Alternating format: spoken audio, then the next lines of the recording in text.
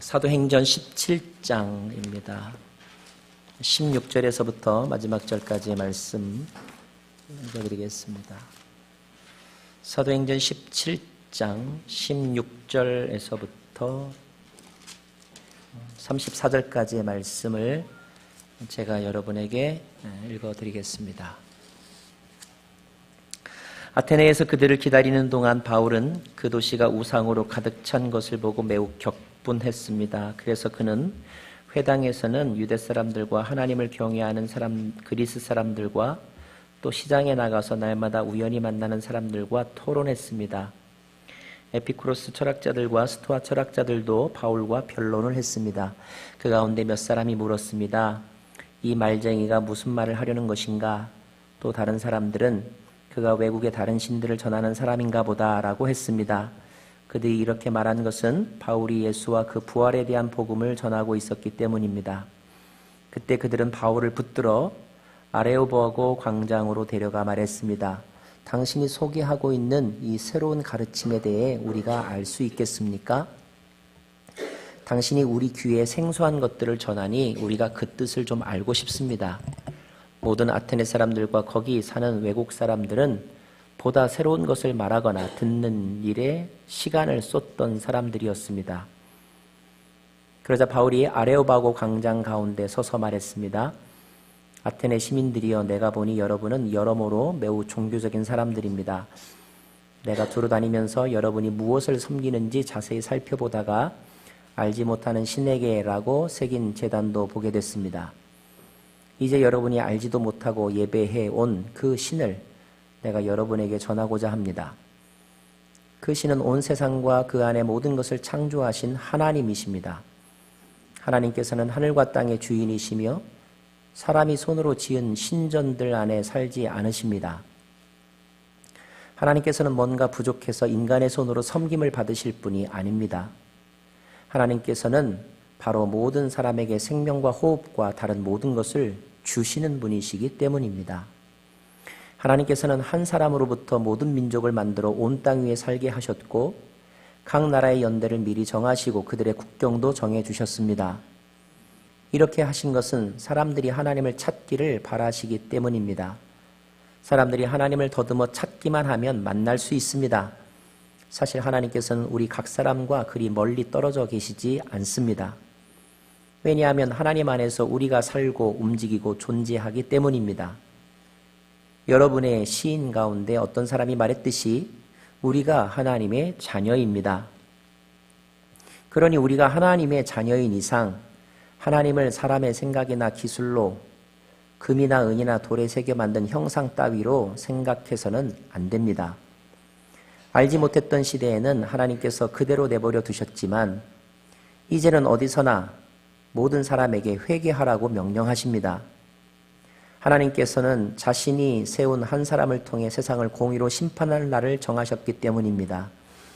하나님께서는 그를 죽은 사람들 가운데서 살리심으로 모든 사람에게 이 날에 대한 증거를 보이셨습니다. 죽은 사람들이 다시 살아난다는 말에 어떤 사람들은 비웃었지만 또 다른 사람들은 우리가 이 이야기에 대해 다시 듣고 싶소라고 말했습니다. 그러자 바울은 그들로부터 나왔습니다. 그때 몇 사람은 바울을 따르며 믿게 됐습니다. 그 가운데는 디오누시오라는 아레오바고 시회 의원과 다마리라는 여인과 그 외에 몇 사람이 더 있었습니다. 34절 말씀까지 봉독했습니다. 저희가 보는 성경은 우리말 성경이라고 하는데요. 좀 더 현대인들이 이해하기 쉽게 번역된 그런 성경입니다. 예전에 보시던 개역 성경과는 좀 문체는 다르지만 그 내용이나 영성은 결코 차이가 없으니까 오늘 처음 이 말씀으로 대하시는 분들 마음에 고민이 없으시기를 바랍니다. 한번 기도하겠습니다. 하나님, 주의 말씀을 읽고 듣고 그 뜻대로 행하는 자가 복이 있다고 말씀하였습니다. 오늘 저희들이 주님의 성경책을 읽고 또 그 속에 담겨져 있는 뜻을 함께 배우기를 원하는데 저희들은 지혜가 부족합니다. 성령께서 가르쳐 주십시오. 예수님 이름으로 기도합니다. 아멘.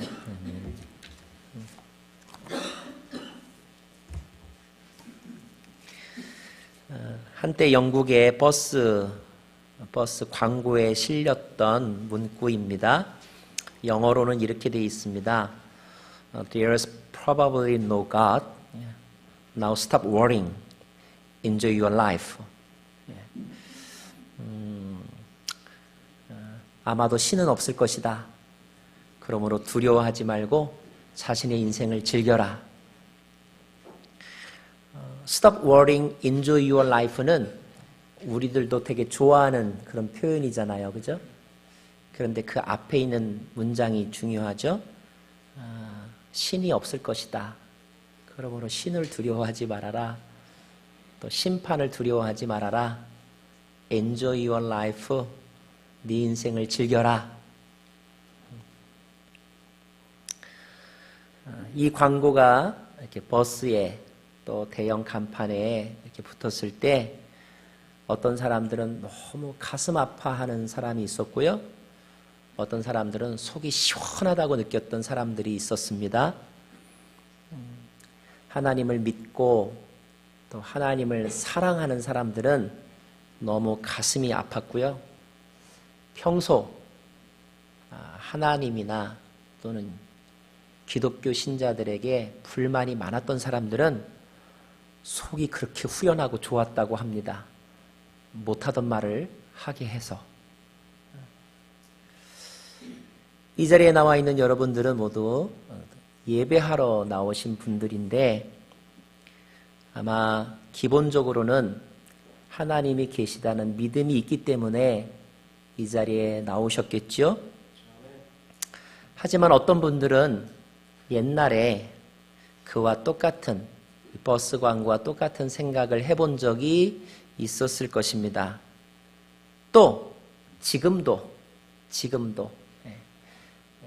교회 안에서는 말을 하지는 않지만 가끔 이런 생각을 하고 있는 분이 계실지도 몰라요.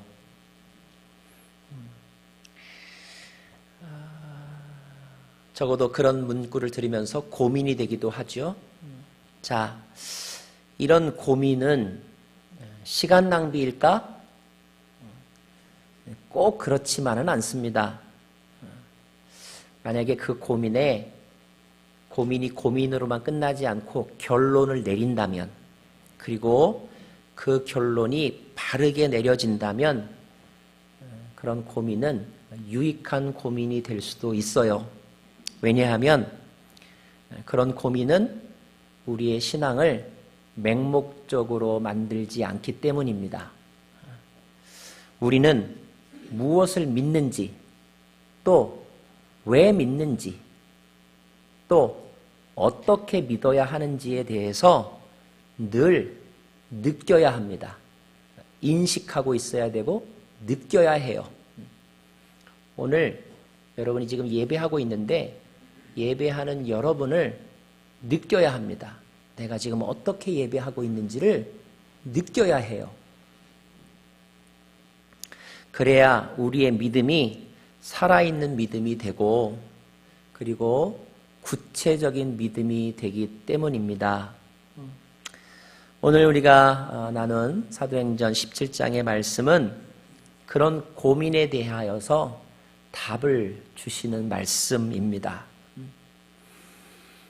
데살로니가와 빌립보, 데살로니가 그리고 베레아를 거쳤던 그 바울 일행이 그 다음으로 도착한 곳은 아테네라고 하는 곳입니다.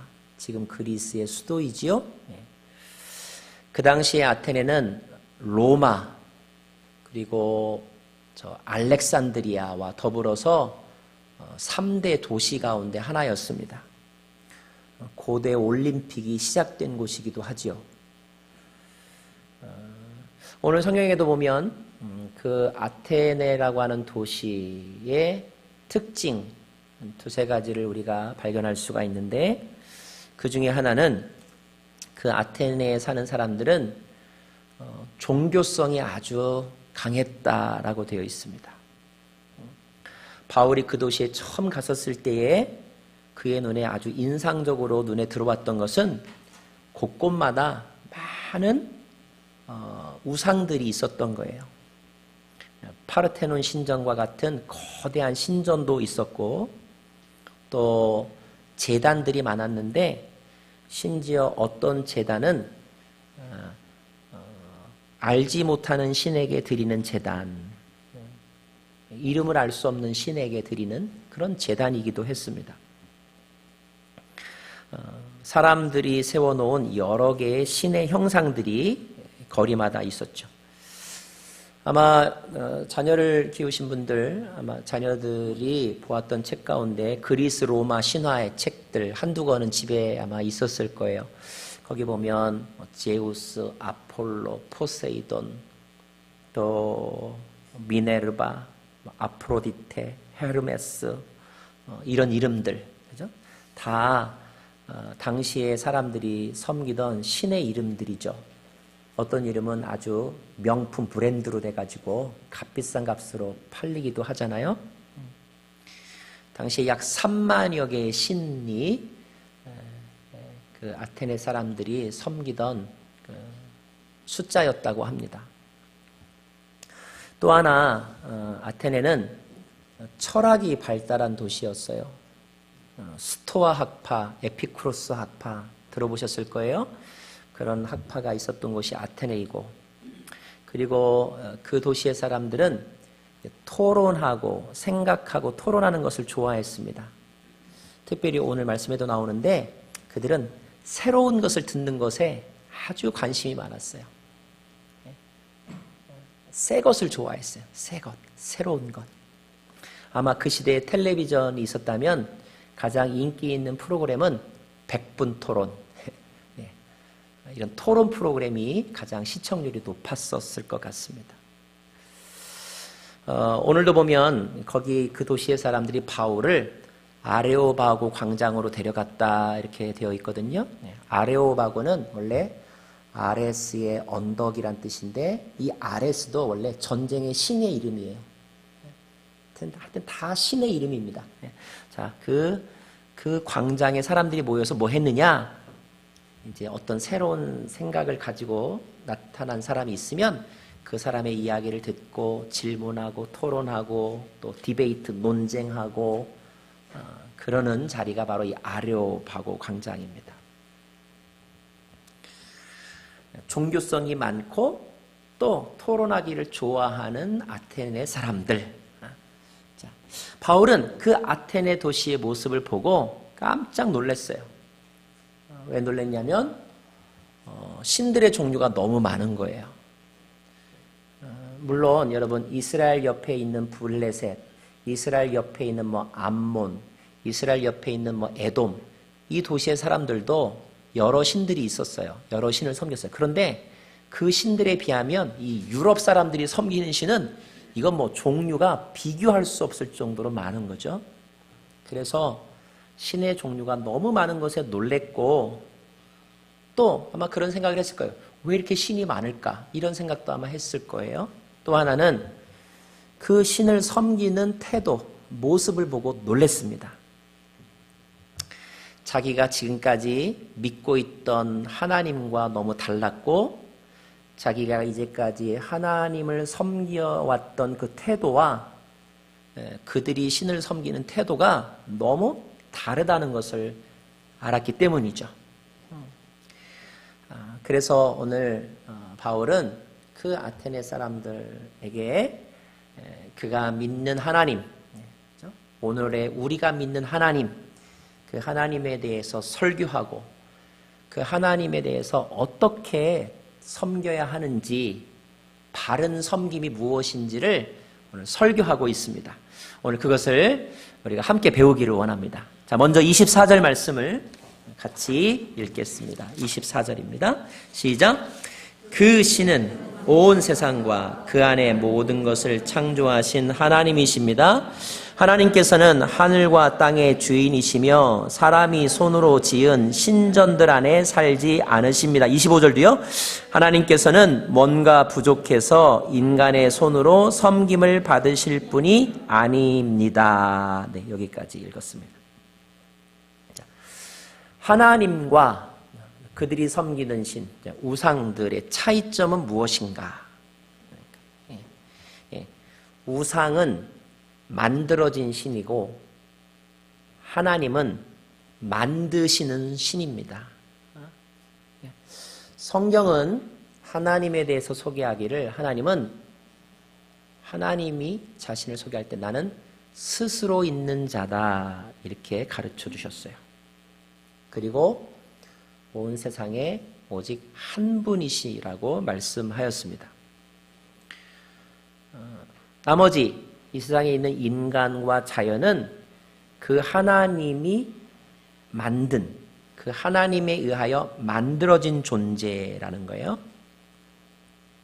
자, 그러면 여기서 한 가지 교훈은 뭐냐면 만들어진 존재는 자기를 만든 분을 자기 안에 가둘 수 없다는 것입니다. 자, 여러분이 레고 블록으로 로봇을 만들었습니다. 여러분이 만들었어요? 그 레고 블록은 여러분보다 클 수 없다는 거죠. 절대로.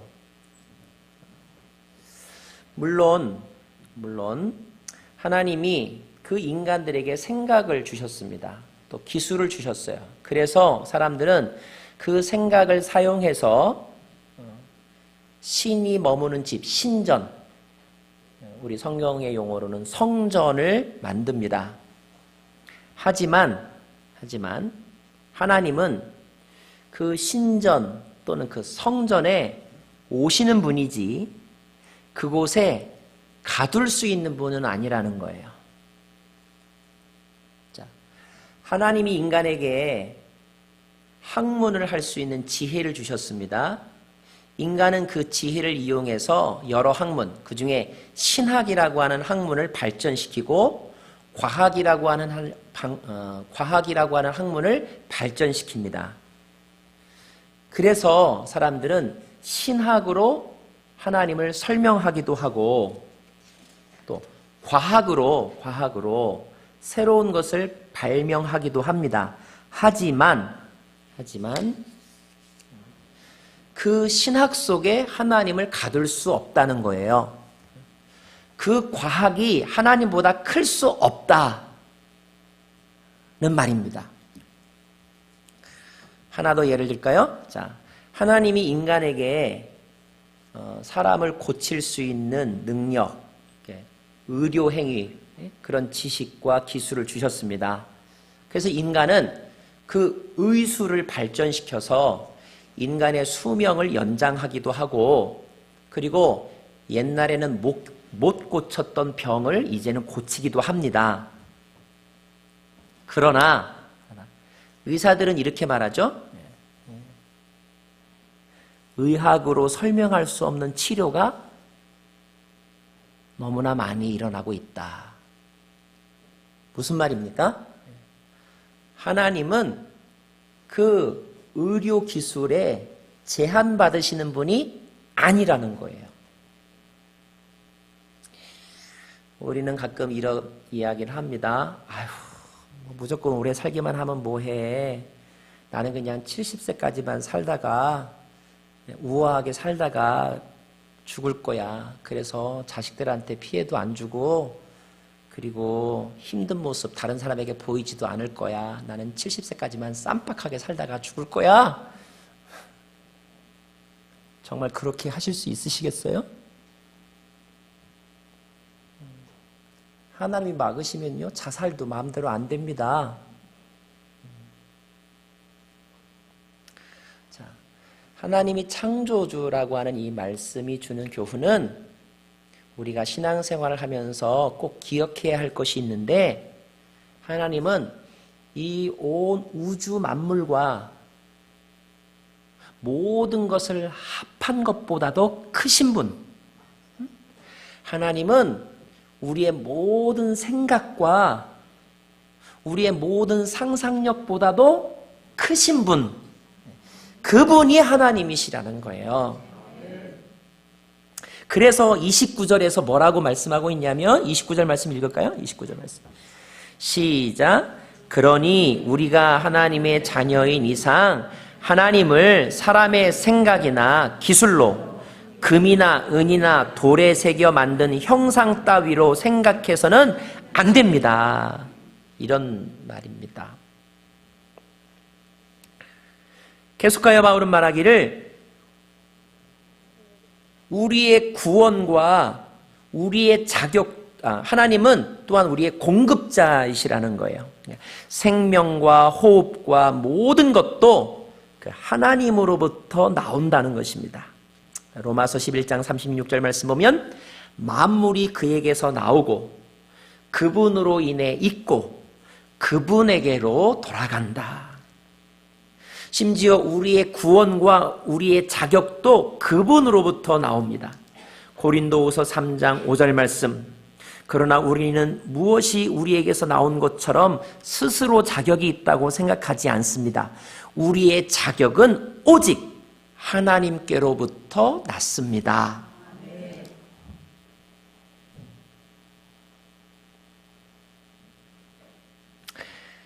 이런 마음을 가진 사람은 심지어 하나님이 우리에게 섬김을 요구하시고 우리가 하나님을 섬기기도 하지만 착각하지 말라는 거예요. 뭘? 하나님 뭔가 부족해서 우리한테 섬기라. 이렇게 말씀하신 게 아니라는 것입니다. 혹시 여러분 가운데 봉사하면서 또 헌금하면서 내가 헌금 안 하면 아마 하나님 일하기 힘들걸? 이런 생각을 무의식 중에 가진 분이 계시면 그 생각을 뜯어 고쳐야 아테네 사람이 안 되는 것입니다. 왜 하나님이 바울을 통하여 이 말씀을 주시냐면 당시에 아테네 사람들이 그런 식으로 신에게 제사를 드렸기 때문에 그래요.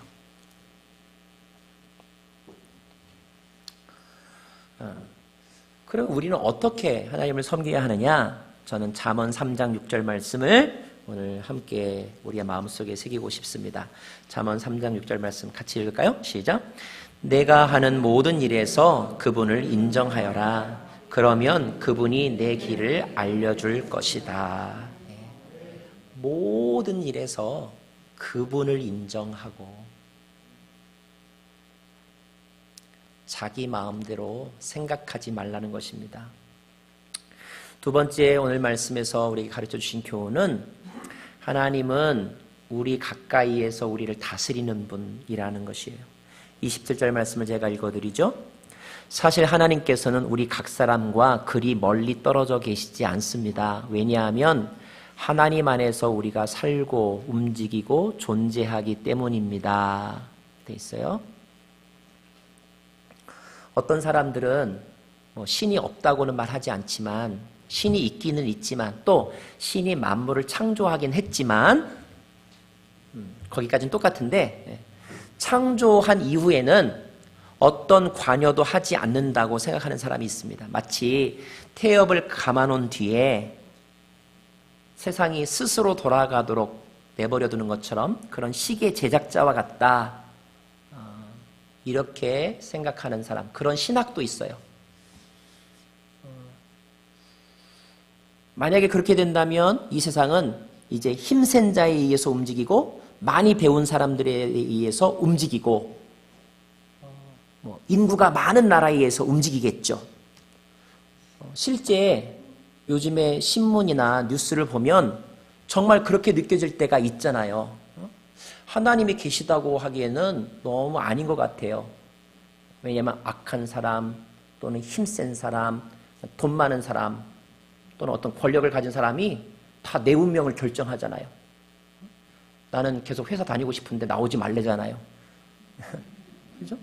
여러분의 운명이 다른 사람이 결정이 되는데 그게 꼭 하나님이신가? 이게 이해가 안 될 때가 많잖아요.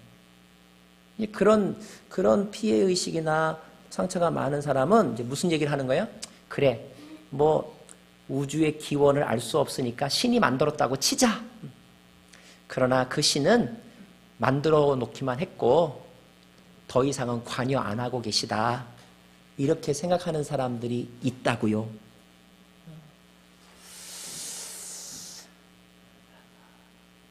하지만 성경은 결코 그렇지 않다고 말씀하시거든요.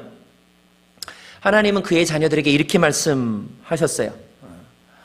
내가 어디로 가든지 내가 너와 함께 하겠노라. 이런 말씀이 있죠.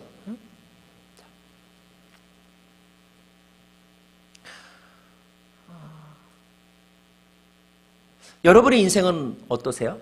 이 말씀을 느끼세요? 가끔은 힘들 때 혼자라는 생각이 들기도 해요. 하지만 여러분, 그것은 여러분의 느낌이지, feeling이지, 사실, 팩트가 아닙니다. 바울은 전도하는 여정 중에 무엇을 느꼈느냐? 하나님의 손길을 느꼈어요.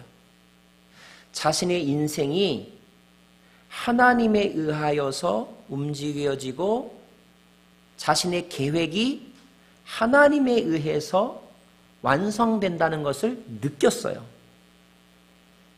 바울에게 있어서 하나님은 멀리 계신 분이 아니라 가까이 계신 분이었어요. 메리 스티븐슨이라고 하는 사람이 쓴 시인데 모래 위에 발자국이라는 시가 있어요. 제가 그대로 읽어드릴게요. 어느 날 밤 어떤 사람이 꿈을 꾸었습니다. 주님과 함께 해변을 걷고 있는 꿈이었습니다. 하늘 저편에 자신의 인생의 장면들이 번쩍이며 비쳤습니다. 한 장면씩 지날 때마다 그는 모래 위에 난 두 쌍의 발자국을 보았습니다. 하나는 그의 것이었고 다른 하나는 주님의 것이었습니다. 주님이 우리와 이렇게 동행하신다는 거예요. 인생의 마지막 장면이 비추었을 때 그는 모래 위의 발자국을 돌아보았습니다. 그는 자기가 걸어온 발자국이 한 쌍밖에 없는 때가 많다는 사실을 알게 되었습니다. 그때는 바로 그의 인생에서 가장 어렵고 슬픈 시기들이었다는 것을 알게 되었습니다. 그것이 몹시 마음에 걸려 그는 주님께 물었습니다. 주님께서는 내가 당신을 따르기로 결심하고 나면 항상 저와 함께 동행하시겠다고 하셨습니다. 그런데 지금 보니 제 삶의 가장 어려운 시기에는 한 쌍의 발자국밖에 없습니다. 제가 주님을 가장 필요로 했던 시기에 주님께서 왜 저를 버리셨는지 모르겠습니다. 여러분, 가끔 이런 생각 들 때가 있죠. 당신은 내가 힘들 때는 꼭 내 옆에 없어. 그때 주님께서 대답하셨습니다. 나의 소중하고 소중한 아들아, 나는 너를 사랑하기 때문에 너를 버리지 않는다. 너의 시련과 고난의 시절에 한 쌍의 발자국만 보인 것은 내가 너를 업고 갔기 때문이란다.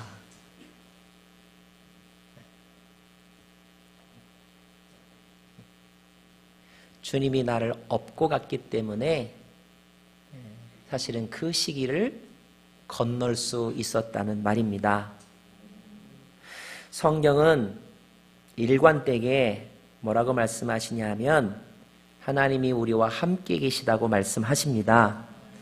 그런데 여러분, 하나님이 우리와 함께 계시다는 말을 우리는 가끔 어떻게 말하냐면 이렇게 말합니다. 주님이 우리 안에 계시다. 우리가 주님 안에, 우리 안에 주님이 계시다. 주님이 우리 안에 계시다. 이렇게 말합니다. 자, 질문. 그 말은 맞는 말일까요? 틀린 말일까요? 내 안에 주님이 계시다는 말은 맞는 말일까요? 틀린 말일까요? 꼭 틀렸다고 할 수는 없는데요. 그러나 우리는 오늘 성경이 우리에게 가르쳐주는 더 정확한 표현을 배워야 합니다. 28절 말씀을 같이 읽겠습니다. 28절 말씀 시작. 왜냐하면 하나님 안에서 우리가 살고 움직이고 존재하기 때문입니다. 뭐가 다르죠, 여러분? 정확한 표현은 우리 안에 주님이 계신 것이 아니라 주님 안에 우리가 있는 것입니다. 주님 안에 우리가 있는 것이에요. 물론 우리 안에 주님이 계시다는 말도 틀린 건 아니고 또 어떤 의미로 말하는지는 우리가 서로 알 수 있어요. 그런데 우리 안에 주님이 있다라는 말에서는 뭐가 강조되는 거예요? 내가 강조되는 거예요. 내가 중요한 거예요.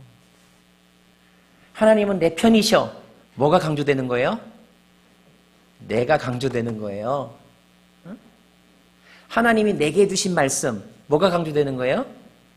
내가 강조되는 거예요.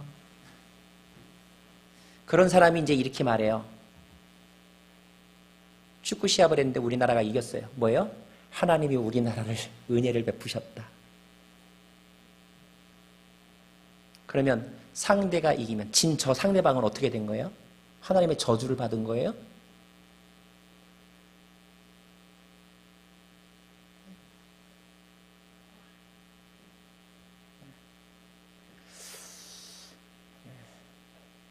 그렇게 내 안에 계신 하나님, 내게 주신 말씀, 내 편, 이거를 강조하다 보면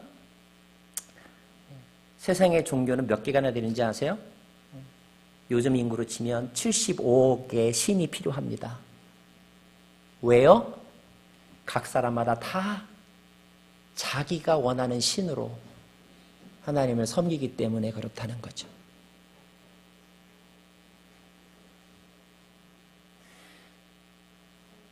가정마다 다 자기 수호신이 있어요. 자기 집에 수호신을 따로 둬야 되는 거예요. 기분 좋으면 섬기고 기분 나쁘면 안 섬기는 거예요.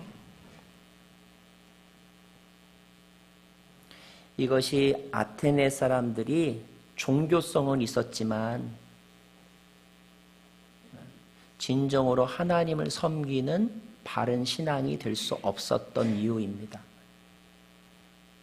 그런데 지금 이 시대의 우리도 심지어 주일날 예배에 나와서도 우리는 그렇게 하나님을 자기 것으로만 생각하고 자기 편으로만 만들려고 한다는 거죠. A순하고 B순하고 윷놀이 했습니다. 자, 어느 편이 이겨야 됩니까? 그 하나님은 그 이긴 편의 하나님입니까? 사랑하는 여러분, 하나님이 내 편이라는 말보다 중요한 것은 내가 하나님 편이 되는 것입니다. 하나님이 우리 안에 계신 것이 아니라 우리가 하나님의 그늘 아래, 우리가 하나님의 품 안에 거해야 하는 것입니다.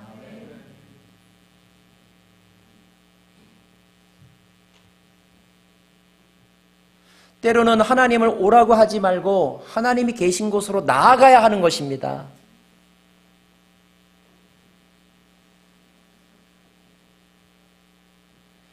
예배는 하나님께 나아가는 것입니다.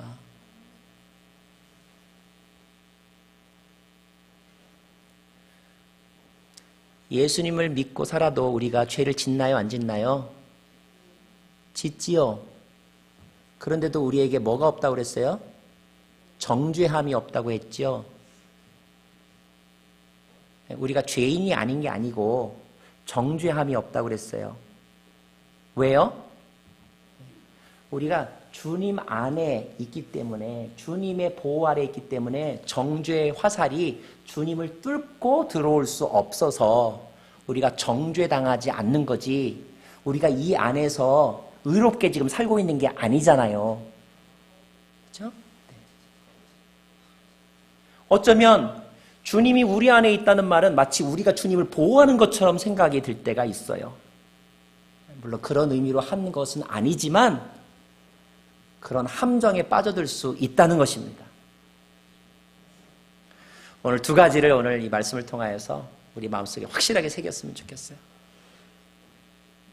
첫 번째, 따라하겠습니다. 주님 안에 우리가 있습니다. 내가 하나님 편입니다. 그래요. 주님 안에 우리가 있습니다. 주님 안에 우리가 있기 때문에 우리는 생활의 힘을 공급받고 일용할 양식을 공급받고, 주님의 보호 아래서 우리가 떠나면 우리는 단절, 죽음에 이르게 되는 것이지요. 마지막으로 바울은 이제 심판의 날이 가까이 왔음을 강조합니다. 이제까지는 사람들이 그렇게 신을 섬겼습니다. 알지 못했기 때문에 자기의 생각으로 신을 만들어서 자기에게 좋은 것, 자기가 원하는 것대로의 신을 만들어서, 그래서 지혜의 신이 필요하고 전쟁의 신, 물의 신, 바다의 신, 불의 신, 막 이렇게 신을 만들었다는 거죠. 알지 못하는 시대에는 사람들이 각자의 길을 걸어가는 것을 그냥 내버려 두셨지만, 그러나 이제는 더 이상 그렇게 하지 않으시겠다는 것. 그 일을 위하여서 하나님이, 창조주이시며 다스리시는 하나님이 우리에게 예수님을 보내셨다는 것, 그분이 죽으셨다는 것, 그리고 그분이 다시 부활하셨다는 것. 그 부활은 앞으로 그런 심판이 올 것에 대한 증거라라고 오늘 말씀하고 있습니다. 31절 말씀을 읽겠습니다. 31절 시작. 하나님께서는 자신이 세운 한 사람을 통해 세상을 공의로 심판할 날을 정하셨기 때문입니다. 하나님께서는 그를 죽은 사람들 가운데서 살리심으로 모든 사람에게 이 날에 대한 증거를 보이셨습니다. 말씀을 마치겠습니다. 하나님은 어떤 분이시고 우리는 하나님을 어떻게 섬겨야 할까요? 우리의 감정과 생각으로 하나님을 마음대로 주무르지 말고 하나님에 의하여 내가 만들어지는 삶, 하나님을 내 안에 가두지 말고 하나님 안에 내가 머무는 삶, 하나님에게 내 편이 되어달라고 간구하지 말고